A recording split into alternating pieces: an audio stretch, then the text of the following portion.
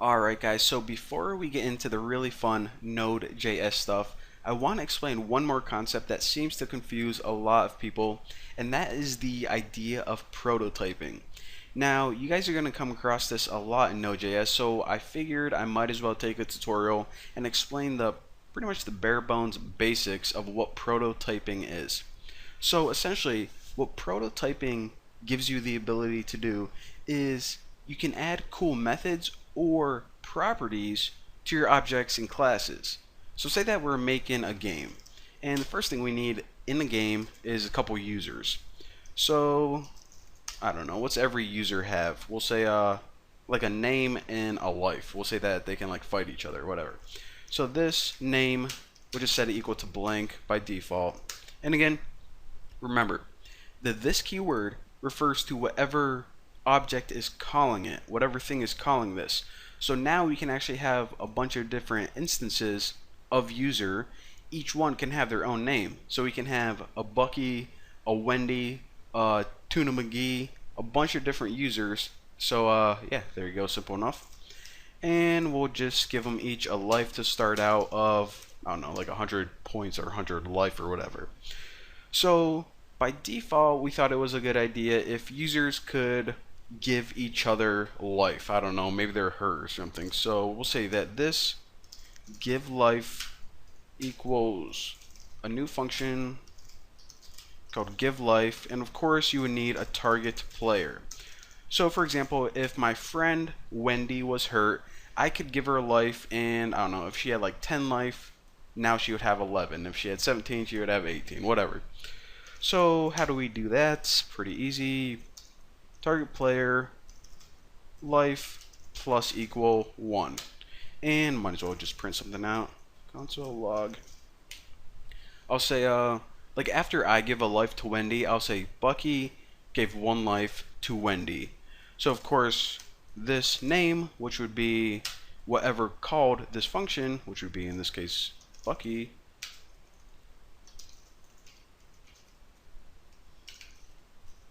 gave 1 life to, not game 1 life, gave 1 life to target player dot name.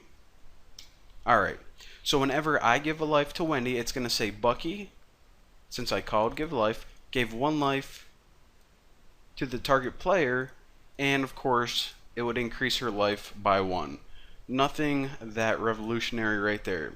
So now that we got our basic user class out of the way, let's actually go ahead and start making some users. So Bucky equals new user, and var Wendy equals new user. Alright, we have 2 users, but remember, whenever we create a new user, they don't have any name. They have a default life of 100, but their name is blank.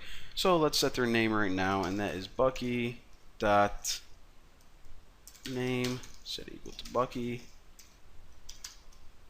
and Wendy dot name set this equal to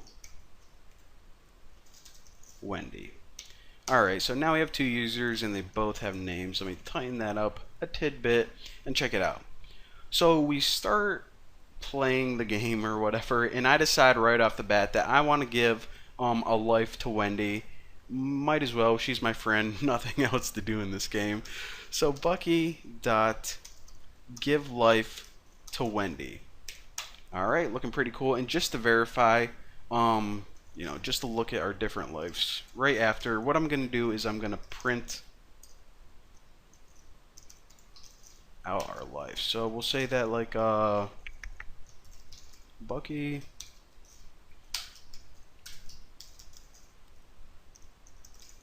I'll print out my life and then hers.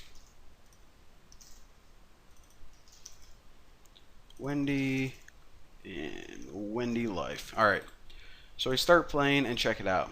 Right off the bat, I give 1 life to Wendy.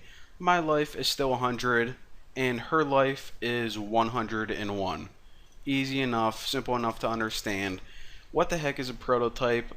Still don't quite get that concept. So I give this game to my boss, who wants the greatest game ever, and he's like, you know what, Bucky? This is a pretty cool game. However, wouldn't it be cool if instead of just giving life to your friends, because that's kind of boring, wouldn't it be cool if users could actually start hurting each other? Because hurting people is always fun, right? So I'm like, you know what? That would be kind of cool.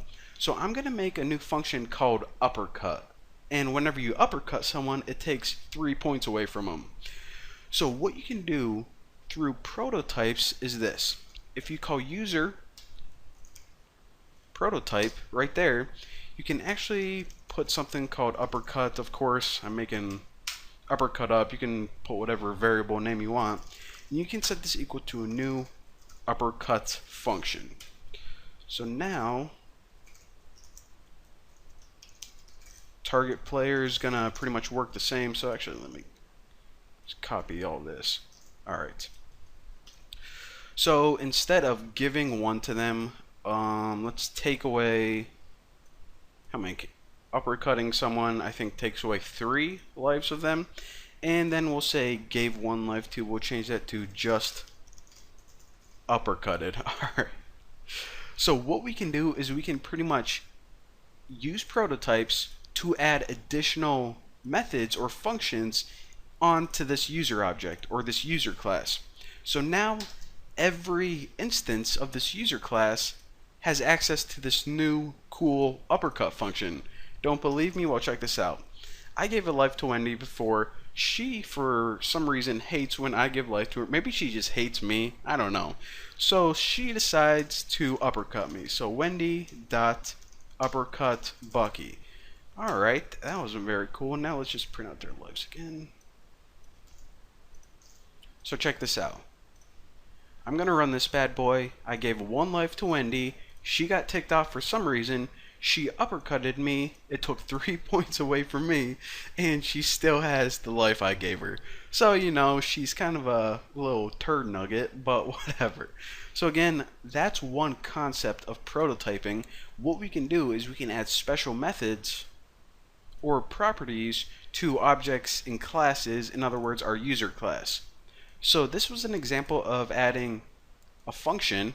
And by the way, if I ever say method or function, they're pretty much the same thing in this tutorial, although they technically are different. I know, so don't, you know, leave 1,000 comments. Alright, so I give this to my boss and he's like, this is awesome, I love hurting people. Uppercutting is always, you know, humorous. However, I think we got to spice this game up a little bit more. We actually want to add magic to every user.